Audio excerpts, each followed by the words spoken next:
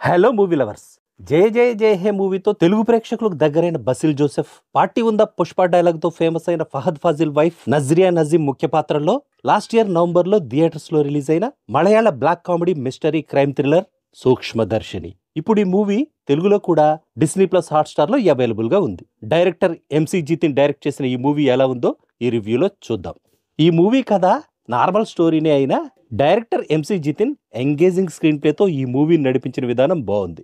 Movie మొత్తం ఒక ఎగ్జైట్మెంట్తో run అవడంతో పాటు మూవీ లాస్ట్లో వచ్చే క్లైమాక్స్ ట్విస్ట్ మాత్రం ఈ మూవీకే హైలైట్. శరణ్ వేలాయుధన్ సినిమాటోగ్రఫీ కూడా చాలా బాగుంది. క్రిస్టోస్ జేవియర్ తన అద్భుతమైన బ్యాక్గ్రౌండ్ మ్యూజిక్తో ప్రతి సీన్లో టెన్షన్ క్రియేట్ అయ్యేలా చేశాడు. ఫస్ట్ హాఫ్ కొంచెం స్లోగా ఉండడం, అక్కడక్కడ లాజిక్స్ మిస్ అవడం ఈ మూవీకి మైనస్ పాయింట్స్. ప్రియదర్శిని తన హస్బెండ్ అండ్ డాటర్తో కలిసి ఒక కాలనీలో హ్యాపీగా లైఫ్ లీడ్ చేస్తుంటుంది. తనకి తన ఇరుగు పొరుగు ఇళ్లలో ఉండే మనుషుల గురించి తెలుసుకోవాలని, వాళ్ళ కథల గురించి తెలుసుకోవాలనే ఎంతూజియాజం ఉంటుంది. అదే కాలనీకి కొత్తగా మాన్యువల్ తన మదర్ గ్రేసీతో కలిసి వస్తాడు.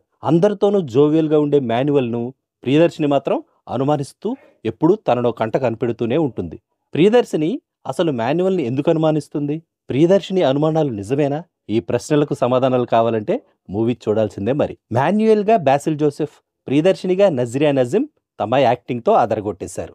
ఫైనల్గా నేను చెప్పేది ఏంటంటే 147 మినిట్స్ డ్యూరేషన్ ఉన్న ఈ థ్రిల్లర్ మూవీని ఓటీటీలోనే కాబట్టి మీ ఫ్యామిలీతో కలిసి హ్యాపీగా ఎంజాయ్ చేయొచ్చు. That's all in this review friends. మళ్ళీ నెక్స్ట్ రివ్యూలో కలుసుకుందాం. Thank you for watching.